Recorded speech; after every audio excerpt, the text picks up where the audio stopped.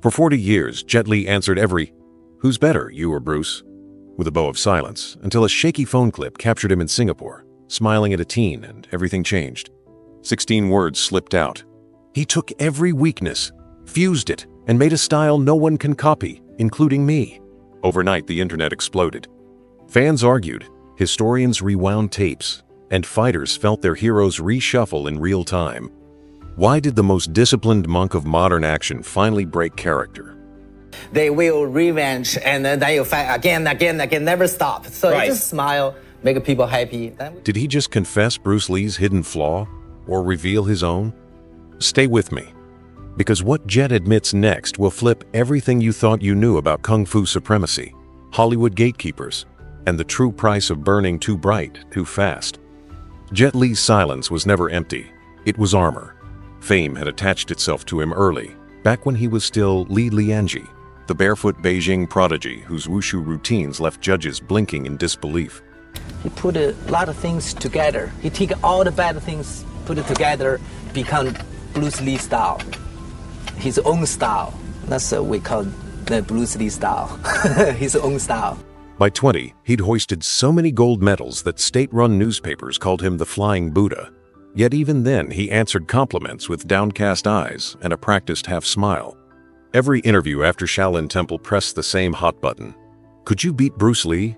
And every time Jet performed the same ritual, palms together, slight bow, no answer. Privately, he once told a friend, "People want blood, not truth. I give neither." So when that grainy Singapore phone clip surfaced in early 2025, nobody expected disclosure, let alone a lightning bolt. The scene looks ordinary. School gym, humid air, teenagers in red sashes begging for autographs. A boy blurts the forbidden question. Jet chuckles then, almost as if caught off guard by his own honesty, delivers 16 words that ricochet across 24 time zones in 3 hours. Terrific athlete. He was explosively fast. He was the Einstein of martial art.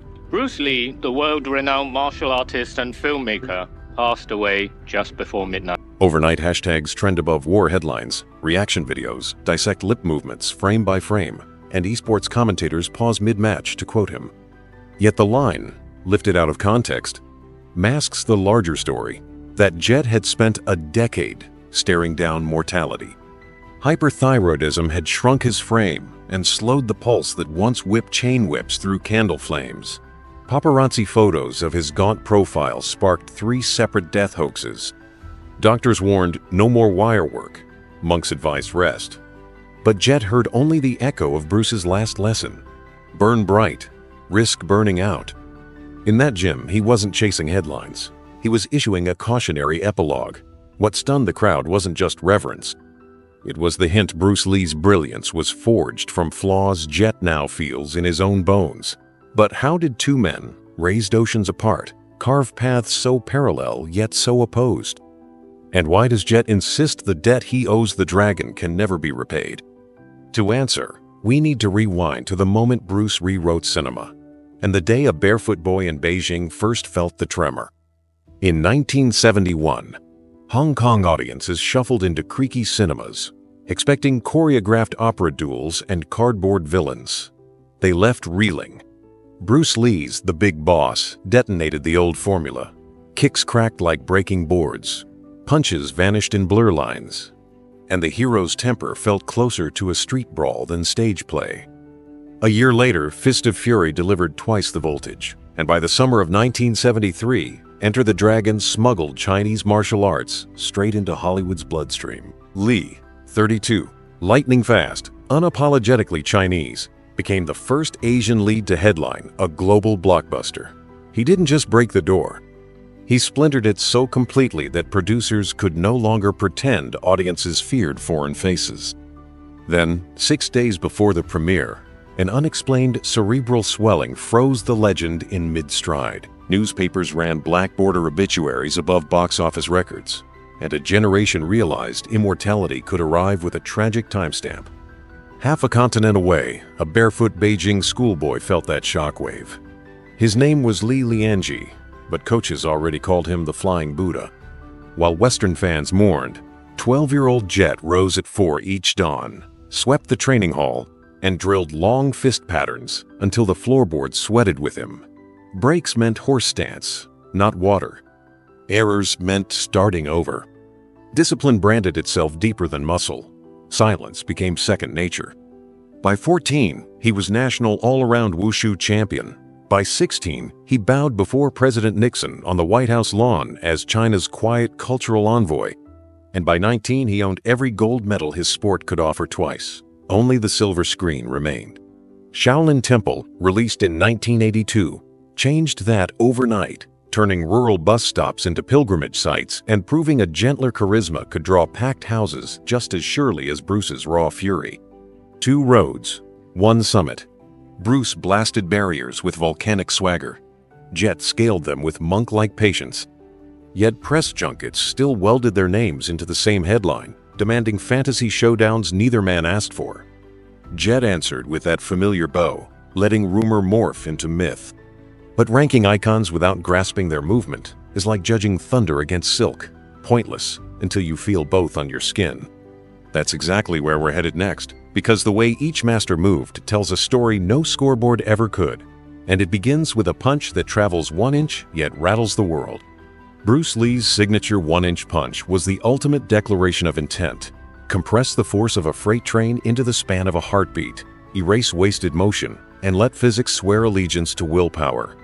He trained for it in the cramped hallway of his Kowloon flat, striking from centimeters away until the wall studs groaned, cultivating a kinetic snap so violent that directors had to shoot his knuckles at slower frame rates just to prove they existed. Every technique he favored, side kick to the knee, intercepting jab to the ribs, followed the same doctrine: minimum distance, maximum consequence. Finish the fight before the brain can label the blur as danger. Jet Li's vocabulary begins where that ferocity ends. Competitive wushu forbade brute collision and rewarded perfect arcs, so Jet learned to carve figure eights through the air, to time breath with limb so precisely an entire spear routine seemed to hover. Watch him in Once Upon a Time in China. The rope dart coils around his waist like silk, then, in a single pulse, unwraps to tag the villain's eyebrow without ruffling a strand of hair. Where Bruce's fists were sledgehammers, Jet's wrists are scalpel blades. Different tools for different surgeries on the same body of myth. Yet under the microscope, their philosophies converge. Both men chased freedom from rigid style.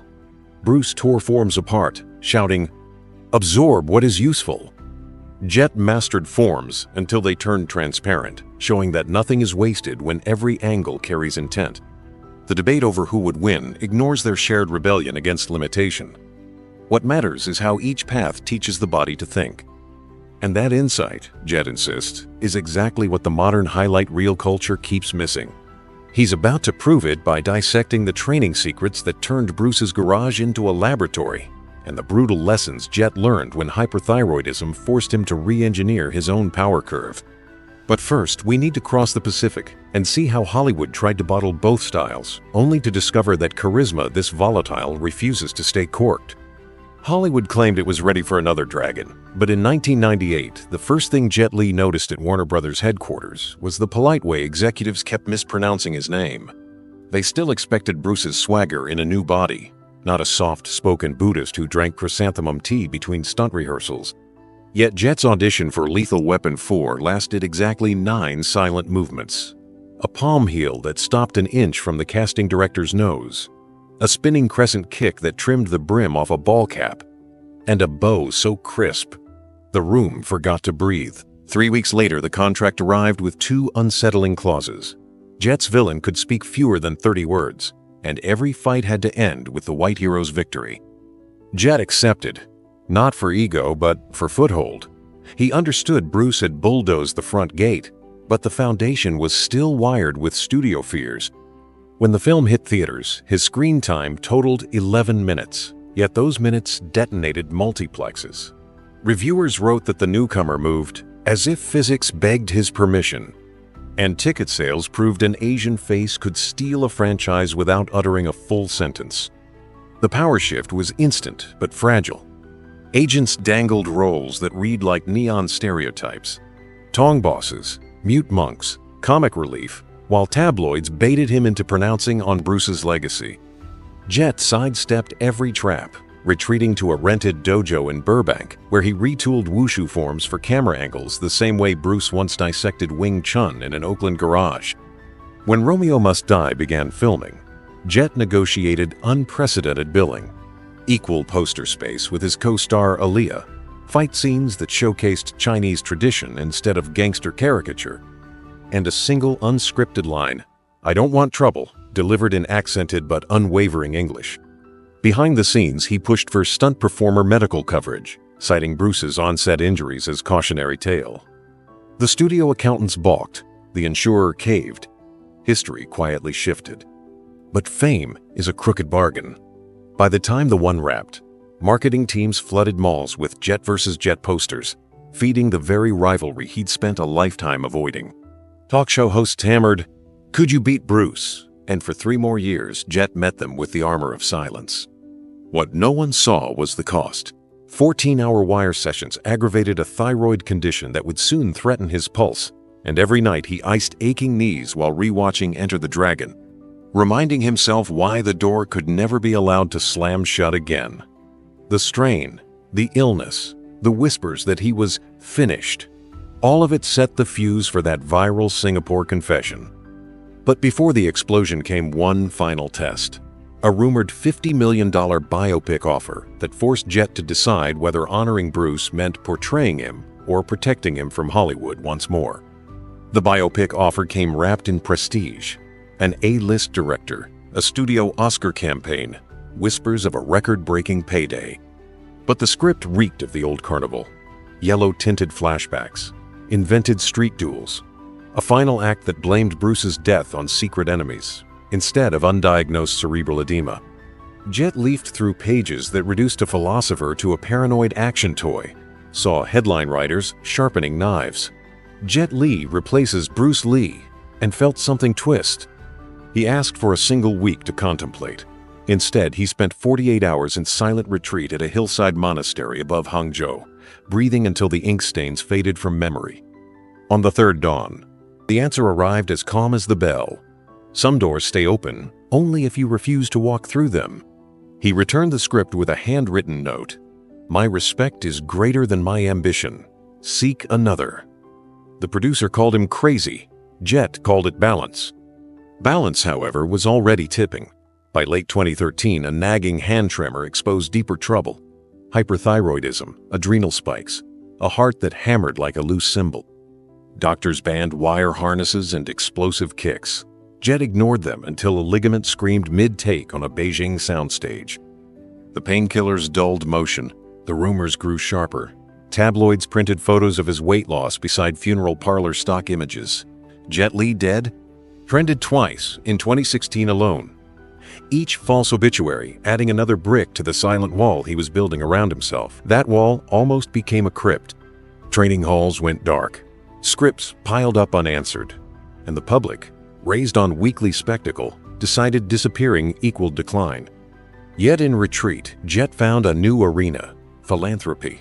He poured film earnings into the One Foundation, funding disaster relief from Sichuan earthquakes to Indonesian tsunamis.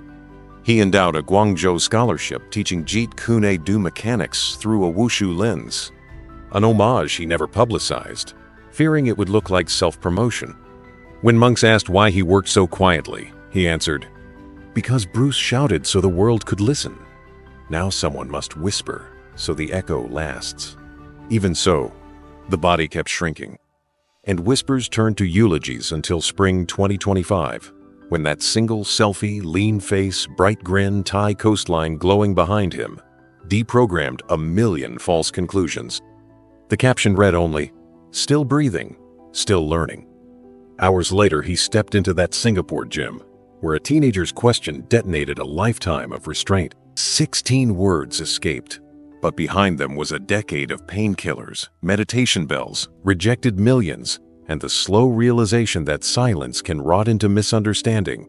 By admitting Bruce forged perfection from flaws, Jet revealed the mirror he now holds to his own aging frame. Strength is transient, insight immortal. The internet's shockwave proved his point. Truth still lands harder than any choreographed spin kick. And he wasn't done. Because the confession sparked a fan war over who would truly win in a fight, Jet felt compelled to settle the debate, not with boasts, but with physics. His plan?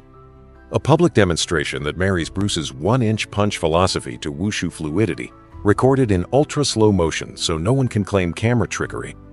The stage is set, the date rumored, and if it happens, it might finally unite two legacies in a single pulse of filmed reality. But before we witness that collision, we need to decode the science behind Bruce's mythic power, the biomechanics, the training hacks, and the brutal backyard experiments that rewired combat forever. What you're about to learn will recalibrate every punch you've ever thrown.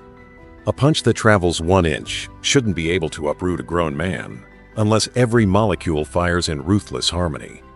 Bruce Lee found that harmony through a grotesquely scientific routine, fingertip push-ups until calluses bled, forearm rotations with custom-welded bars, and isometric cable pulls measured by a bathroom scale bolted to the wall. He logged force curves in spiral notebooks, tracking how micro-twitches in the heel or hip stole velocity from the fist. When the data displeased him, he rewrote the drill.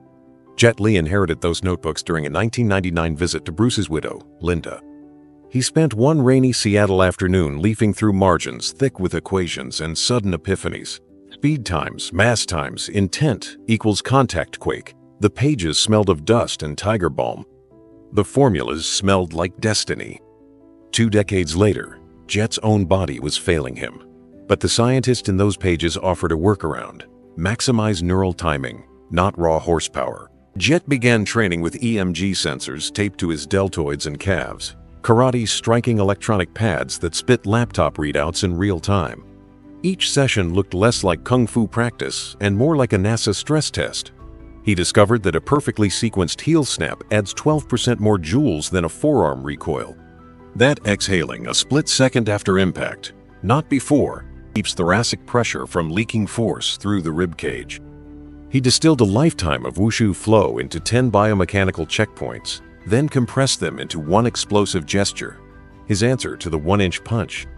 Now he's planning a showdown that isn't a fight but an experiment. A transparent acrylic wall, 3 ultra-high-speed phantom cameras, and 1 strike delivered at 5-centimeter range. Accelerometers will broadcast the shockwave in newtons, replayed frame by frame so even armchair skeptics can't shout, "movie magic." If the numbers land where Jet predicts, north of 1200 psi, he'll prove Bruce's principles transcend muscle mass, age, even illness. He calls it a love letter to the dragon. Critics call it a publicity stunt. Jet just smiles, because the real point isn't the wall or the cameras. It's the invitation he's already emailed to every major MMA gym. Try to replicate this methodology, then teach it forward. But the demonstration is only half the plan. Once the cameras stop rolling, Jet intends to gift Bruce's notebooks to a Hong Kong museum, on one condition: they digitize every page, free to the public. He believes open knowledge is the truest tribute, and secrecy the truest weakness. Whether the curators agree is tomorrow's battle. Tonight, Jet refines checkpoint 9, hip hinge before elbow lock, and lets memory replay Bruce's thunderclap strikes on a loop. Because if you listen closely, each impact still carries a question: can progress survive ego? Jet aims to answer it in front of the whole world, and the fallout will define who owns the next chapter of martial arts evolution. Jet's demonstration is now swollen into folklore before a single camera rolls, and the leaks are louder than the official press release that still doesn't exist. Rumors suggest the venue will be Hong Kong's Kai Tak Cruise Terminal, an empty hangar of steel and glass overlooking the harbor where Bruce once sparred rooftops for pocket change. Reports claim Jackie Chan personally called to reserve the date, offering to MC if Jet needs a voice. Insiders say Jet politely declined, wanting no star power to eclipse the science. Yet the guest list already reads like Martial Arts Olympus. Donnie Yen is strongly considering testing the acrylic wall after Jet. Michelle Yeoh has asked whether the strike can be adapted for women's self-defense workshops. UFC legend Zhang Weili is rumored to fly in purely to watch the slow-motion telemetry hit triple digits. Nothing is confirmed. Everything is breathless. And social media has christened the affair the Impact Summit. The most viral leak isn't the location, though. It's a screenshot of Jet's liability waiver, allegedly circulated to every potential participant. Two lines have insurers hyperventilating. Participant accepts full responsibility for any acoustic concussion or splinter trauma caused by polycarbonate failure. In plain English, if Jet's punch fractures the wall and shards fly, nobody can sue him. Skeptics call it melodrama. Engineers who've run the numbers whisper it might be necessary. Acrylic rates at 17,000 psi tensile strength, but Bruce's notebooks estimate a theoretical peak force of 1450 psi at point load. Factor in rebound waves and risk compounds. As one risk assessor joked online, "You're basically firing a cannon that wears Buddhist beads." Jet stays silent, posting only a black and white photo of the empty terminal with the caption, "Space to breathe." Analysts unpack hidden meaning, while ticket scalpers list phantom seats for 4 figures. Yet beneath the buzz lies Jet's real gambit. He wants the live stream's raw sensor data released under Creative Commons within 24 hours. If the acrylic holds, every gym on Earth can download the waveform, slow it, mimic it. If it shatters, the fragments become proof of concept in sharper form than any graph. Either outcome honors Bruce's dictum, absorb what is useful, and exposes ego to daylight. What no leak has captured is Jet's final rehearsal routine. 3 nights a week, he meets a small circle of adaptive sports athletes, men and women with prosthetic limbs, guiding them through checkpoint drills. He tells them impact begins in the heel, travels the fascia like lightning, exits the knuckles like truth. They answer with strikes so clean the monitors beep approval. Jet laughs softly. If the wall breaks, maybe that's the universe saying knowledge shouldn't stay trapped. And that laughter, according to one eyewitness, feels more dangerous than any punch because it sounds exactly like freedom. Jet Li's punch will last less than a blink, but the aftershocks could rumble for years. If the numbers confirm what his sensors predict, every coach from Bangkok to Brooklyn will rewind the footage and realize the old styles argument just died on camera. Suddenly, Bruce's 1-inch punch is not a campfire legend. It's a dataset your phone can slow scrub in 4K. Traditional masters will protest. You can't turn spirit into spreadsheets. Yet the waveform will speak louder than any lineage scroll.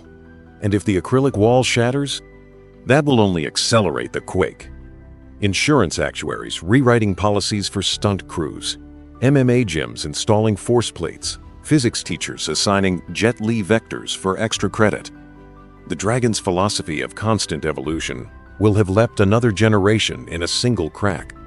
But remember the envelope. Minutes after the strike, Jet plans to hand a sealed letter to the youngest student in the front row, a 14-year-old with braces and boundless curiosity. The instructions: open only when the live stream ends. Inside are 2 things. First, a USB stick holding digitized scans of Bruce's handwritten notebooks, thousands of pages, released free to the public under an open-source license. Second, a single line of calligraphy. The next door is yours to open. No signature, no explanation, just a quiet dare to anyone who thinks their hero stories are finished. And that's where you come in. When the broadcast ends, the real fight starts. Not fist versus fist, but knowledge versus complacency. Will you download the data, drill the checkpoints, and find your own inch of impossible? Or will you keep scrolling, waiting for the next viral clash that tells you what to believe? Jet says he owes Bruce a debt he can never repay. Maybe repaying it was never the point. Maybe the point is to pass the debt forward until progress becomes a relay with no finish line. So choose your lane, dragon or Buddha, or carve a third path that belongs only to you.